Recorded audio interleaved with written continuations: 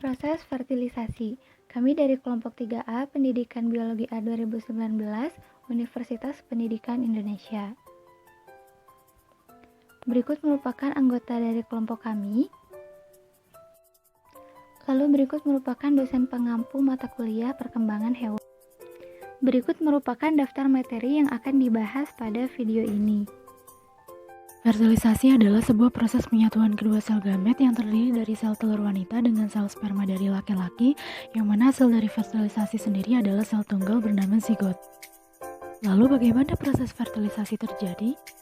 Ketika satu sel sperma di antara sel sperma lainnya mampu menembus sel telur, maka sel telur akan melepaskan senyawa tertentu. Senyawa ini berguna untuk memastikan bahwa tidak akan ada sperma lain yang akan menembus sel telur ini. Proses pertama dimulai ketika inti dari sel sperma dan sel telur menyatu. Sel telur yang telah dibuahi tadi akan membentuk zigot yang terus membelah secara mitosis, kemudian akan berkembang menjadi embrio dan nantinya akan menjadi organisme. Lalu, apakah proses pembuahan ini akan sama di semua organisme? Untuk menjawab pertanyaan tadi, kita harus mengingat dua fakta utama. Pertama, proses pembuahan hanyalah peleburan gamet. Kedua, tempat di mana peleburan gamet dapat terjadi mungkin akan berbeda di setiap organisme. Jadi, jawaban paling sederhananya adalah proses pembuahannya akan hampir sama karena melibatkan peleburan gamet. Namun, lokasi di mana pembuahan terjadi mungkin akan berbeda pada setiap organisme. Misalnya, pada manusia, bayi akan tumbuh di dalam tubuh ibu. Namun, pernahkah kalian melihat bayi katak? Mereka tidak dilahirkan dari dalam tubuh katak betina seperti pada manusia. Contoh pertama ini menjelaskan bahwa pembuahan terjadi di dalam tubuh wanita, maka jenis seperti itu disebut sebagai fertilisasi internal. Dalam hal ini, sperma dari tubuh pria masuk ke saluran reproduksi wanita dan mencapai saluran tuba falopi tempat sel telur menunggu. Peleburan keduanya menyelesaikan proses pembuahan di dalam tubuh. Semua jenis hewan tingkat tinggi seperti mamalia mengalami fertilisasi internal. Selanjutnya, fertilisasi eksternal. Seperti namanya, prosesnya akan melibatkan peleburan gamet di luar tubuh. Salah satu contoh hewan yang mengalami fertilisasi eksternal adalah katak, di mana dalam prosesnya, telur yang tidak dibuahi akan dilepaskan ke dalam air. Kemudian, sperma katak jantan akan dilepaskan pada telur-telur tadi dan akan membuahi mereka. Proses pembuahannya akan dilaksanakan di dalam air di luar tubuh katak betina. Banyak hewan air termasuk ikan mengalami fertilisasi eksternal.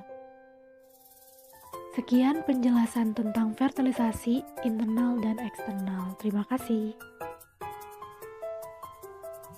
Selanjutnya ada fertilisasi reaksi akrosoma. Reaksi akrosom merupakan proses pelepasan enzim penetrasi yang memungkinkan spermatozoa dapat menembus zona perisida dan membuahi oosit. Namun apabila reaksi akrosom terjadi sebelum spermatozoa mencapai tempat fertilisasi, spermatozoa akan kehilangan kemampuan untuk fertilisasi oosit. Tahap-tahap reaksi akrosoma. Yang pertama, kepala sperma kontak dengan jelly-coat sel telur dan memicu dilepaskannya enzim hidrolitik yang melarutkan jelly-coat dan dimulainya reaksi akrosom. Lalu yang kedua, reaksi akrosom di mana enzim hidrolitik melarutkan lubang pada jelly-coat, lalu aktin mulai memanjang dan membentuk tudung akrosom.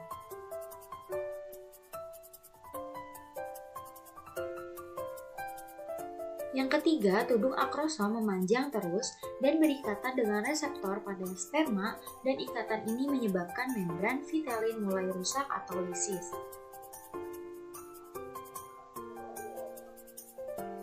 Lalu yang keempat, polispermi adalah ketika membran sperma dan membran sel telur berfusi dan terjadi perubahan tegangan potensial membran sel telur. Hal ini menyebabkan depolarisasi membran yang menginaktifkan reseptor sperma.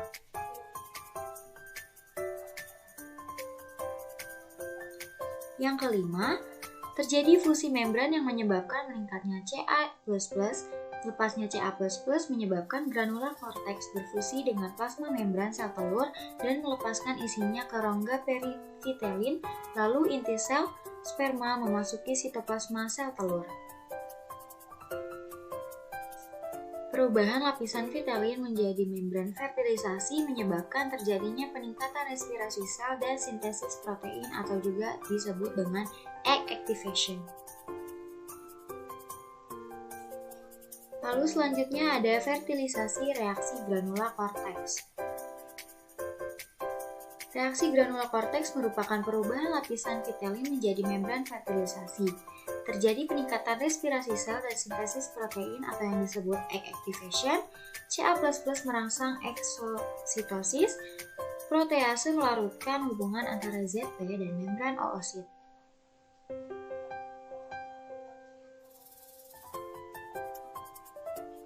Enzim lain mengeraskan ZP, tirosin cross linkage, GAGS atau glycosaminoglycan, meningkatkan osmolaritas rongga antara oosit dan ZP. Lalu air memasuki rongga dan mengangkat ZP lepas. Selanjutnya yaitu kembar polizigot dan monozigot. Bayi kembar dibagi menjadi dua. Kembar yang pertama yaitu monozigot atau biasa disebut dengan kembar identik. Kembar identik yang disebut juga dengan kembar monozigotik yaitu kembar yang berasal dari satu sel telur, memiliki gen yang sama, jenis kelamin yang sama, dan wajah yang serupa. Terjadinya kembar identik yaitu karena pada saat pembuahan, sel telur yang matang dibuahi oleh sperma yang berbentuk zigot. Kemudian zigot ini akan membelah. Jika pembuahan zigot ini terjadi pada awal pembuahan, yaitu 1-3 hari setelah pembuahan, maka setiap inviu biasanya memiliki ketuban yang berbeda dan satu plasenta yang berbeda. Tetapi jika pembelahan terjadi selama 14 hari, maka kemungkinan kembarannya akan menyatu atau melekat pada bagian tumbuh kembarannya yang lain, atau pembelahan tidak sempurna yang disebut sebagai kembar siam. Jadi, kembar siam terjadi pada kembar monozigot.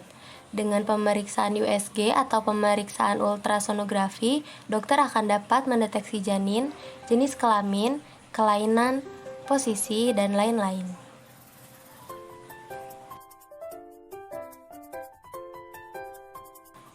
Jenis kembar yang kedua yaitu kembar dizigotik. Kembar dizigotik adalah kembar yang berasal dari dua sel telur. Biasanya tidak terlalu mirip atau seperti adik kakak pada umumnya. Tidak selalu memiliki jenis kelamin yang sama, di mana setengah dari kembar fraternal adalah laki-laki dan perempuan, dan seperempat bagian adalah laki-laki dan laki-laki, dan seperempat adalah perempuan dan perempuan.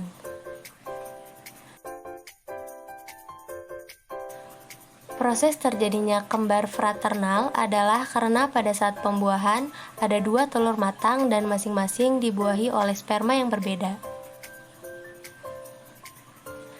Karena berasal dari dua telur dan sperma yang berbeda, maka masing-masing memiliki kantung ketuban dan plasenta sendiri. Jadi, kembar fraternal adalah dua fase pembuahan dalam satu kehamilan.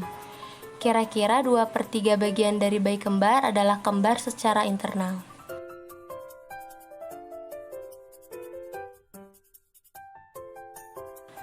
Dokter biasanya akan dapat menyatakan kembar identik atau kembar fraternal setelah proses melahirkan.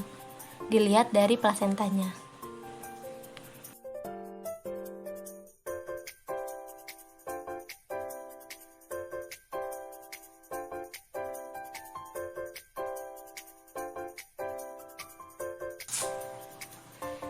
Selanjutnya yaitu ringkasan perbedaan antara polizigot dan monozigot. Polizigot yaitu dua atau lebih embrio yang tumbuh dari ovum dan dibuahi oleh sperma yang berbeda. Disebut dizigot apabila embrio yang terjadi dua. Disebut polizigot apabila embrio yang terjadi lebih dari dua. Anak kembar yang dihasilkan memiliki banyak perbedaan dalam karakter termasuk jenis kelamin. Sedangkan pada monozigot, yaitu dua atau lebih embrio yang tumbuh dari satu zigot. Anak yang dihasilkan memiliki persamaan karakter termasuk jenis kelamin dan susunan genetis. Selanjutnya kita akan membahas mengenai kembar siam. Pengertian. Kembar siam adalah dua bayi yang terlahir dalam kondisi fisik menyatu satu sama lain, baik itu kepala, dada, bagian perut, atau bagian dari tubuh bayi tersebut. Secara umum, kembar dibagi menjadi dua, yaitu ada kembar monozigot atau kembar identik, dan ada kembar dizigot atau kembar fraternal. Selanjutnya, kita akan menyaksikan tentang bagaimana mekanisme dari kembar siam. Phenomenon that's incredibly rare, occurring in only 1 of 100,000 live births. Yet, when it does happen, it often comes with a poor prognosis. As many as 60% of conjoined twins do not usually make it past the first few days of life. It's a subject that often comes with many questions. How are conjoined twins created? What can be done for conjoined twins who continue to survive after birth? And how do doctors go about separating them? Also, what's the quality of life like for those who do not undergo the surgery? In a normal process of identical or monozygotic twin creation, the fertilized egg, otherwise known as a zygote, splits into two inside the mother. This happens very early on, often before the woman realizes that she's pregnant. In the case of conjoined twins, however, the splitting of the zygote pauses before the process is complete. Development then continues as normal, forming two fused embryos that will eventually result in connected infants. So, can it also occur in fraternal or dizygotic twins? As you may already know, creation of fraternal twins occurs when two separate eggs are fertilized by two different sperm. As with identical twins, fraternal twins do not share 100% of the same genes. Instead, fraternal twins are more like regular siblings, sharing 50% of their genes, and they may or may not resemble one another. While identical twins are almost always born the same sex, fraternal twins can vary. Boy-girl twins are the most common type of dizygotic twins, occurring in 50% of cases. Girl-girl twins are the second most common, and boy-boy twins are the least common. Only in very rare instances of chromosomal conditions can monozygotic twins consist of different sexes. While non-identical twins can't become conjoined, they can become something called chimeras. This occurs when fraternal twins fuse together early in development. The word chimeras originally derived from Greek mythology as a beast with a lion's head, a goat's body, and a serpent's tail. Real chimeras, however, are not quite this dramatic. The scientific definition relates to a genetic phenomenon within organisms that occur when an individual develops from two or more zygotes with distinct genotypes. Thus, this does not result in two separate connected people like with conjoined twins, but rather a single person consisting of genes from a mix of both twins. This would be like combining two of your siblings into one person. In essence, you could be your own twin brother or sister. If that isn't confusing enough, consider the interesting fact that although uncommon, it is technically possible for fraternal twins to have different fathers. This happens when two eggs are fertilized, each from the sperm of a different man. Theoretically, it is possible that these twins could then fuse together, creating a person with chimerism who has two biological fathers. It's easy to imagine that this could lead to some very confusing family dynamics. In the case of chimerism, though, it is incredibly rare, with only 30 to 100 cases known to this day. Returning to the topic of conjoined twins, you might wonder what happens with those who survive and how do doctors separate them. Separating conjoined twins is a highly risky procedure, and many doctors will not do it unless it's absolutely necessary for the quality of life of the impacted individuals. It is typically based on a case-by-case basis and really depends on what part of the body the twins are connected and whether they can survive separation. Obviously, if they share too many vital organs, separation is more difficult. If twins share a heart, for instance, successful surgery becomes impossible. If, however, they only share a liver and a GI tract, surgery is a more realistic option.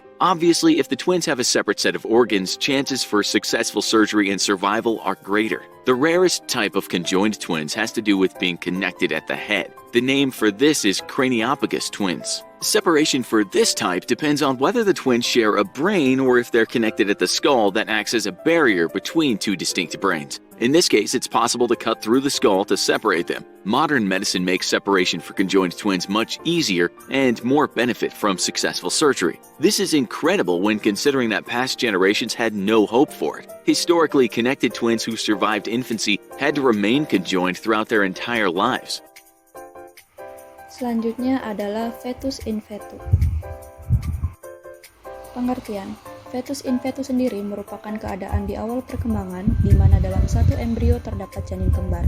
Hal ini umumnya terjadi saat trimester pertama kehamilan dan biasanya menyebabkan banyak organ tidak lengkap. Selanjutnya kita akan menyaksikan mengenai mekanisme dari fetus in fetu.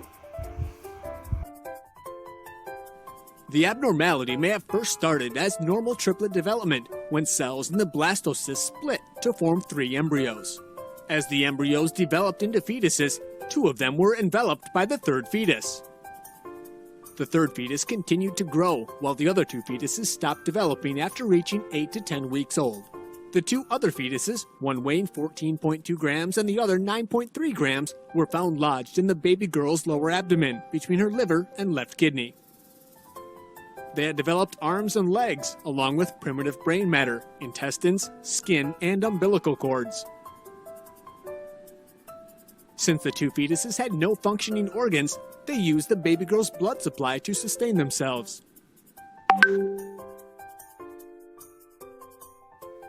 Yang berikutnya yaitu tipe-tipe telur. Berdasarkan cadangan makanannya, tipe telur ini dibedakan menjadi 4. Yang pertama ada isolesital, yaitu yolk tersebar secara merata dan jumlahnya sedikit. Contohnya pada Echinodermata, Mamalia, dan Chordata. Pada gambar terlihat bahwa yolk tersebar secara merata, yaitu ditunjukkan dengan nomor 2 yang berwarna kuning. Lalu untuk yang kedua ada tipe telolesital, yolknya cukup banyak namun tidak tersebar merata atau banyak pada bagian vagitalnya. Contoh tipe telur ini terjadi pada amfibia. Tipe telur yang berikutnya yaitu megalesital, di mana yolknya sangat banyak dan tidak tersebar secara merata, yaitu banyak pada bagian vegetalnya. Dapat terlihat pada gambar. Yolk pada megalesital ini lebih banyak dibandingkan dengan yang telolesital. Contohnya terjadi pada reptil dan aves. Lalu yang berikutnya ada tipe centrolesital, di mana yolknya tidak terlalu banyak dan berada di pusat. Contohnya pada insekta dan arthropoda. Terlihat pada gambar bahwa yolknya berkumpul pada pusat telur. Berikutnya merupakan tipe telur berdasarkan tipe pembelahannya. Selanjutnya, tipe-tipe telur berdasarkan tipe pembelahannya. Yang pertama ada pembelahan holoblastik atau disebut juga dengan pembelahan yang merata. Dibedakan menjadi 2 tipe, yaitu ada tipe ekual atau sempurna, di mana pembelahan yang berlangsung secara teratur baik dalam bidang maupun pembelahannya. Pada holoblastik ekual ini, 2 sel membelah menjadi 2 sama besar. Lalu yang berikutnya ada holoblastik anekual, di mana pembelahan terjadi secara cepat pada kutub animal dan secara lambat pada kutub vegetalnya.